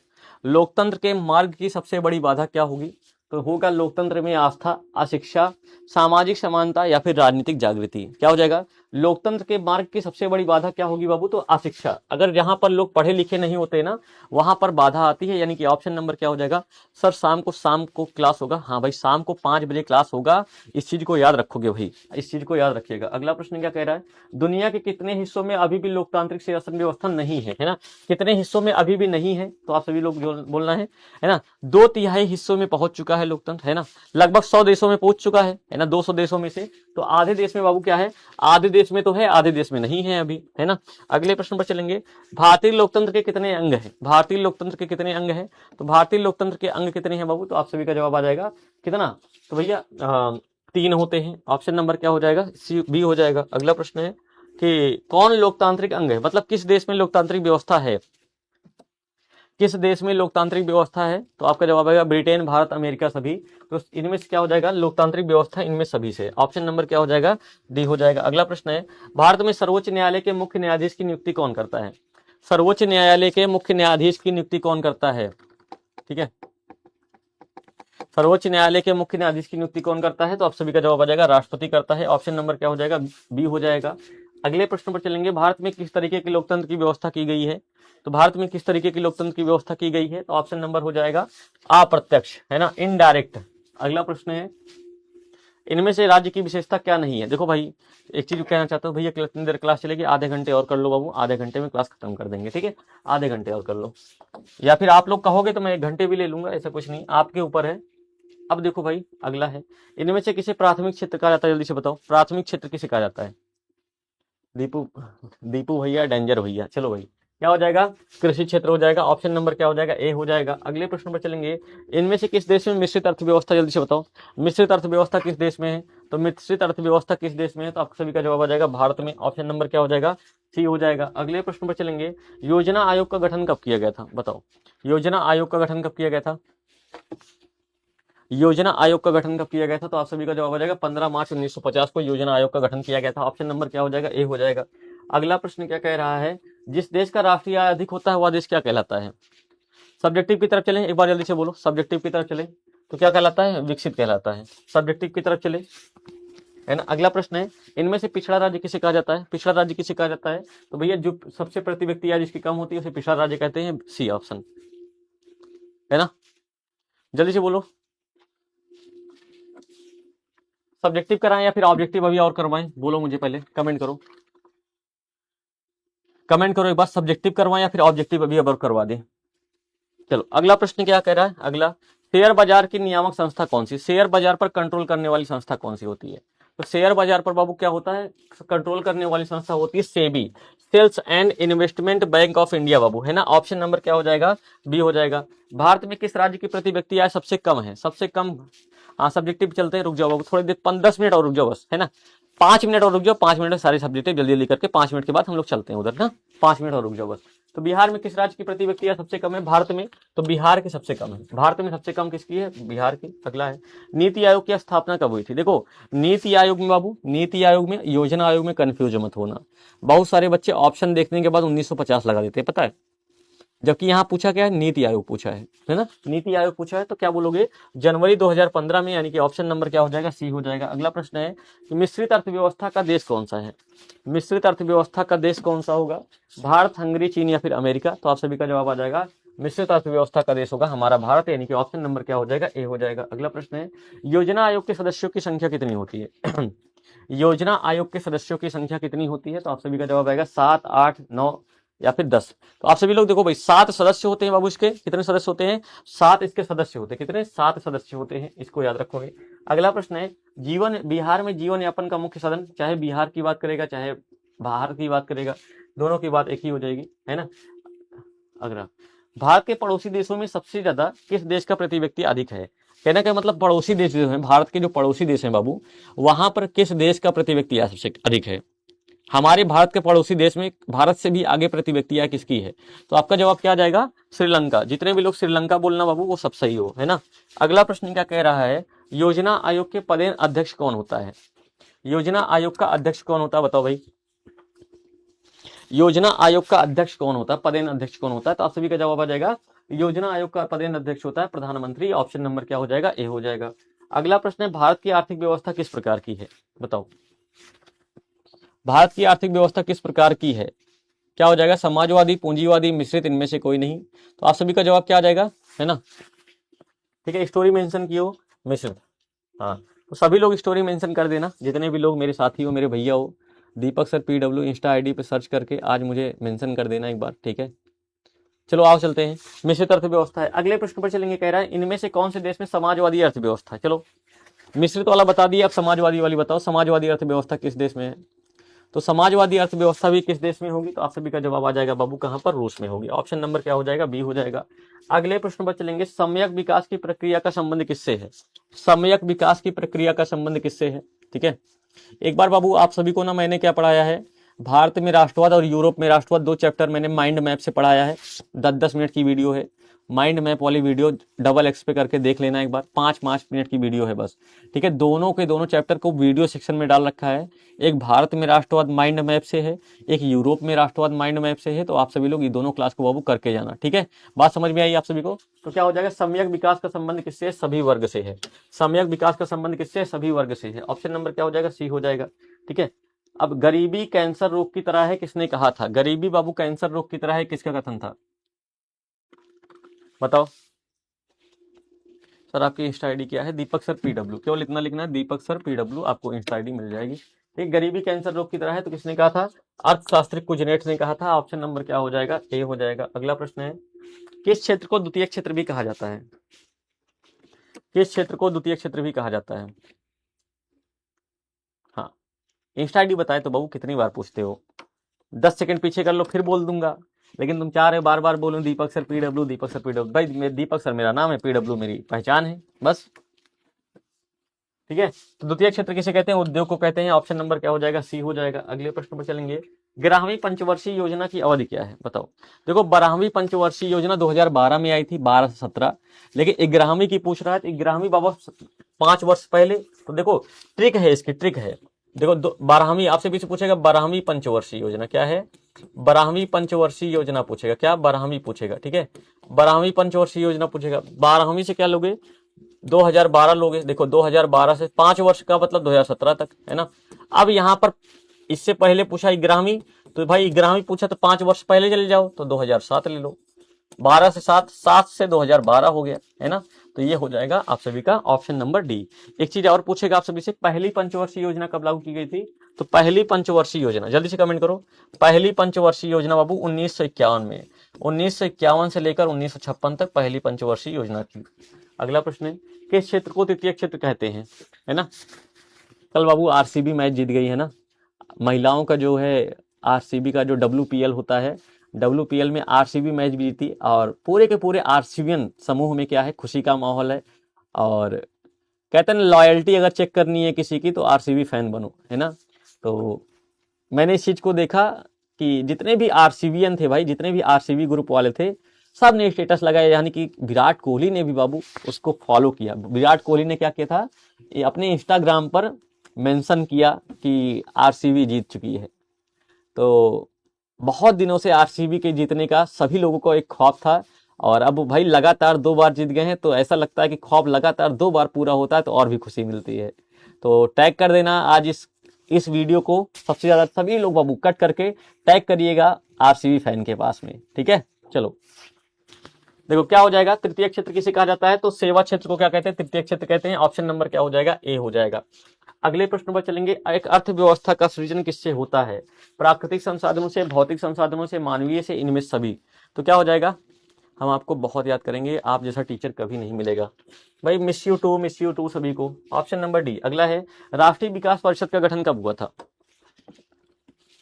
स्टोरी मेंशन किया हो बाबू, क्लास के बाद ही अभी तुम लोग क्लास से निकल के मेंशन करते हो क्या भाई?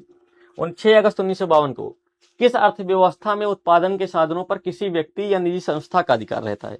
किस अर्थव्यवस्था में उत्पादन के साधनों पर किसी निजी व्यक्ति या संस्था का अधिकार होता है? तो निजी व्यक्ति या संस्था का अधिकार किस अर्थव्यवस्था में होता है? तो आप सभी का जवाब आ जाएगा भैया पूंजीवादी अर्थव्यवस्था में। ऑप्शन नंबर ए हो जाएगा। अगले प्रश्न पर चलेंगे, प्रथम पंचवर्षीय योजना का कार्यकाल का था। देखो अभी मैंने आप सभी को बताया था, I miss you sir, miss you too सभी को भाई, ठीक है। तो किस प्रथम पंचवर्षीय योजना का कार्यकाल का था? तो मैंने अभी बताया था 1951 से 56 तक, 1951 से 56, ऑप्शन बी हो जाएगा। आर्थिक संरचना का मुख्य अंग, आर्थिक का मतलब बाबू एक चीज याद रखना बस, ठीक है। अब देखो आर्थिक का मतलब होता है पैसा, इस चीज को आप लोग याद रखोगे। आर्थिक का मतलब क्या होता है? तो आर्थिक का मतलब होता है बाबू पैसा। आप बताओ कि पैसा कहाँ से मिलता है? पैसा शिक्षा से, स्वास्थ्य सेवाओं से, यातायात एवं संचार से, इनमें से कोई नहीं। तो बाबू देखो आपको पूछा आर्थिक मतलब, यहाँ पर देखो सबसे ज्यादा पैसा कहाँ से मिलेगा? यातायात और संचार से ही पैसा मिलता है ना। ऑप्शन नंबर क्या हो जाएगा? सी हो जाएगा। आर्थिक क्रियाओं का उद्देश्य क्या होता है? आर्थिक क्रियाओं का कह रहा है उद्देश्य क्या होता है? आर्थिक क्रियाओं का उद्देश्य क्या होता है? तो आप सभी का जवाब आ जाएगा भैया जीविकोपार्जन होता है। बहुत सारे लोग मनोरंजन बोलेंगे, आर्थिक क्रिया किसे बोलते हैं? जिसका उद्देश्य धन कमाना होता है।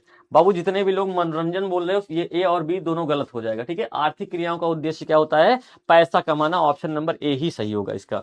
अगला प्रश्न क्या कह रहा है, पशुपालन और मछली पालन किस क्षेत्र के अंग है? पशुपालन और मछली पालन किस क्षेत्र? सब्जेक्टिव बाबू, सब्जेक्टिव भी करवा रहा हूँ, बस 5 मिनट रुक जाओ, मैंने कह रहा 5 मिनट रुक जाओ ना। तो क्या हो जाएगा? तो पशुपालन और मछली पालन किस क्षेत्र के अंतर्गत आते हैं? तो प्राथमिक क्षेत्र अंतर्गत। ऑप्शन नंबर क्या हो जाएगा? ए हो जाएगा। अगला प्रश्न है कि निम्नलिखित में से सामाजिक संरचना का अंग कौन सा है? देखो वहां पर आर्थिक पूछा था, यहाँ पर सामाजिक पूछ रहा है, तो सामाजिक संरचना का अंग कौन सा हो जाएगा बाबू? तो आप सभी का हो जाएगा सभी के सभी शिक्षा और प्रशिक्षण, स्वास्थ्य सेवाएं, आवास, ये सभी क्या है? सामाजिक संरचना के अंग है। सामान्यतः किसी देश के विकास का स्तर किस पर निर्धारित होता है? कौन सा देश डेवलप्ड है या नहीं है, किस पर आधारित होता है? तो किसी भी देश के विकास का स्तर किस पर आधारित होता है? तो भाई प्रति व्यक्ति आय पर, वहां की शिक्षा व्यवस्था पर, वहां स्वास्थ्य व्यवस्था कैसी है, इस पर। यानी कि ऑप्शन नंबर क्या हो जाएगा बाबू? डी वाला सही हो जाएगा। ठीक है। अगले प्रश्न पर चलेंगे। प्राथमिक क्षेत्र में कौन सी आर्थिक क्रिया शामिल है? प्राथमिक क्षेत्र में कौन सी आर्थिक क्रिया शामिल है? तो आप सभी का जवाब क्या आ जाएगा? तो प्राथमिक क्षेत्र में कौन सा? कृषि भी आता है, खनन भी आता है, पशुपालन भी आता है, इनमें सभी। यानी कि ऑप्शन नंबर क्या हो जाएगा? डी हो जाएगा। अगले प्रश्न पर चलेंगे। समाजवादी अर्थव्यवस्था का गुण क्या है?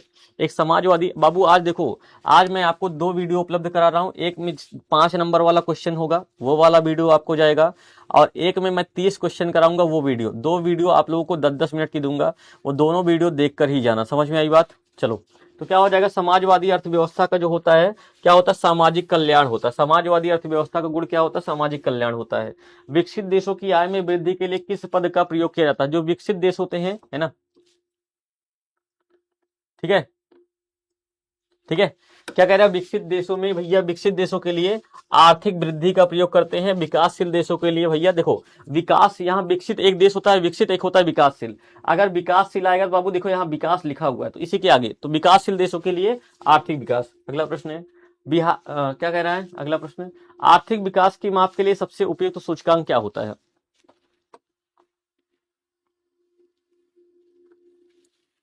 भाई मैं सही से देखा जाए तो मैं तो किसी का फैन नहीं हूँ। मुझे खेल, भाई खेल पसंद आता है, मैं किसी खिलाड़ी को नहीं पसंद करता हूँ। जो खिलाड़ी अच्छा खेल लेता है मुझे पसंद आता है। मुझे रोहित शर्मा की बैटिंग अच्छी लगती है, मुझे ईशान किशन की बैटिंग अच्छी लगती है, और मुझे एवी डिविलियर्स हो गए, एवी डिविलियर्स की बहुत अच्छी बैटिंग लगती है। ठीक है। तो प्रति व्यक्ति आय क्या बोलोगे? प्रति व्यक्ति आय, ऑप्शन नंबर क्या हो जाएगा? बी हो जाएगा। बोनस, निम्नलिखित में से कौन सा देश विकसित अर्थव्यवस्था का उदाहरण है? बताओ। शाम को कितने बजे क्लास है? शाम को 5 बजे क्लास है। 5 बजे वाली क्लास में सभी लोग आ जाना, पहले बोल दे रहे हैं। ठीक है, कोई गड़बड़ नहीं चाहिए। ठीक है। निम्नलिखित में से कौन से देश में विकसित अर्थव्यवस्था का उदाहरण है? विकसित अर्थव्यवस्था भैया कहाँ है? अमेरिका है। अगले प्रश्न पर चलेंगे। अगला प्रश्न है विश्व, ये प्रश्न तुम्हारे लिए इंपॉर्टेंट नहीं है भाई, ठीक है। ये लो बताओ, एक समाजवादी अर्थव्यवस्था में सर्वाधिक बल किस पर दिया जाता है?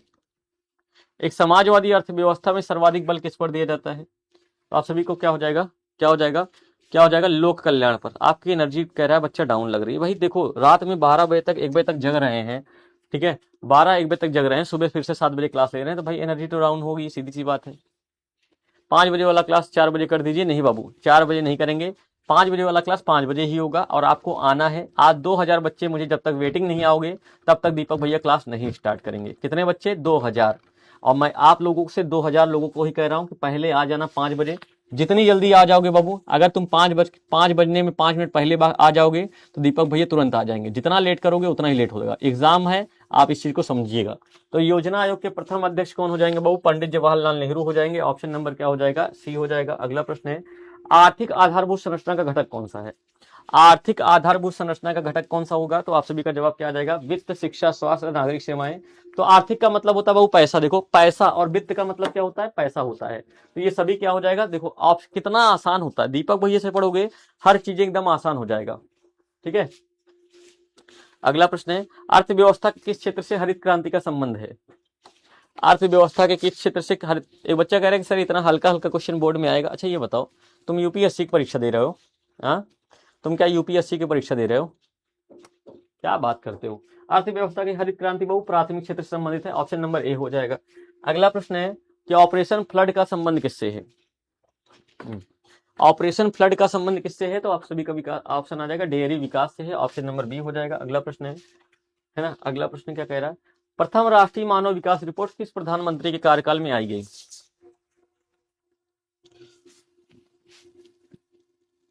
ठीक है, 3000 लाइक होने वाला है, ये बस 3000 लाइक, इतने लोगों ने देखा 3000, मतलब तुम लोग आते हो क्लास में लाइक नहीं करते हो। चलो फटाक से एक बार क्लास लाइक करो।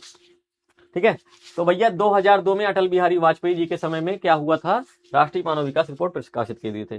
कौन सा गैर आर्थिक आधारभूत संरचना का, गैर आर्थिक का मतलब जिसे पैसा नहीं मिलता है, देखो ऊर्जा, शिक्षा, यातायात, संचार। अब बताओ, मैंने बताया था देखो आर्थिक का मतलब होता है पैसा, और गैर आर्थिक जो पैसा नहीं देता है, तो बाबू शिक्षा, शिक्षा देखो गैर आर्थिक संरचना का अंग है। Option number B. अगला प्रश्न है, मानव विकास सूचकांक में सर्वोच्च स्थान किस देश को प्राप्त है, तो नार्वे बाबू, नार्वे को आप सभी लोग बोलोगे क्या, नार्वे ही है। ऑप्शन नंबर क्या हो जाएगा, डी हो जाएगा, है ना। अगले प्रश्न पर चलेंगे। अगला प्रश्न, 12वीं पंचवर्षीय योजना का कार्यकाल क्या है, 12वीं पंचवर्षीय योजना का कार्यकाल क्या है। ठीक है, तो 12वीं पंचवर्षीय योजना का कार्यकाल देखो 12 लिखा है, तो यहाँ 12 बाबू 2012 से 17। ऑप्शन नंबर क्या हो जाएगा, सी हो जाएगा। अगला प्रश्न है, निम्नलिखित में से कौन सा विकास सूचकांक का सूचक नहीं है, नहीं है कह रहा है, तो जीवन प्रत्याशा, शिक्षा और जीवन स्तर, ये तीनों तो आता है, और ऑप्शन नंबर ए नहीं आता है ना। ऑप्शन नंबर ए नहीं आता है। आपका आईडी नहीं मिल रहा है, अरे भाई इंस्टाग्राम पर दीपक सर पीडब्ल्यू लिख दो सटा कर एकदम से, दीपक सर पीडब्ल्यू लिखो, देखो मेरी ही आ जाएगा नीचे, कैसे नहीं मिलेगा। राष्ट्रीय मानव विकास सूचकांक में किस राज्य का, मतलब भारत के किस राज्य का स्थान है, तो भारत के किस राज्य का भैया, केरल का। ठीक है, यहाँ की देखो जीवन स्तर भी अच्छा है, यहाँ की पढ़ाई लिखाई भी अच्छी है, स्वास्थ्य व्यवस्था भी अच्छी है। अगले प्रश्न पर चलेंगे, द्वितीयक आर्थिक क्रिया से कौन संबंधित, द्वितीयक आर्थिक क्रिया से कौन संबंधित है, तो द्वितीयक आर्थिक क्रिया से संबंधित है भैया सेवा, oh sorry sorry sorry sorry sorry sorry उद्योग, है ना। तृतीयक से संबंधित है सेवा से। अगला प्रश्न है, समाज की सभी आर्थिक क्रियाओं का योग क्या कहलाता है, समाज की सभी आर्थिक क्रियाओं का योग क्या कहलाता है, तो समाज की सभी आर्थिक क्रियाओं का योग कहलाता है अर्थव्यवस्था। ऑप्शन नंबर क्या हो जाएगा, डी हो जाएगा।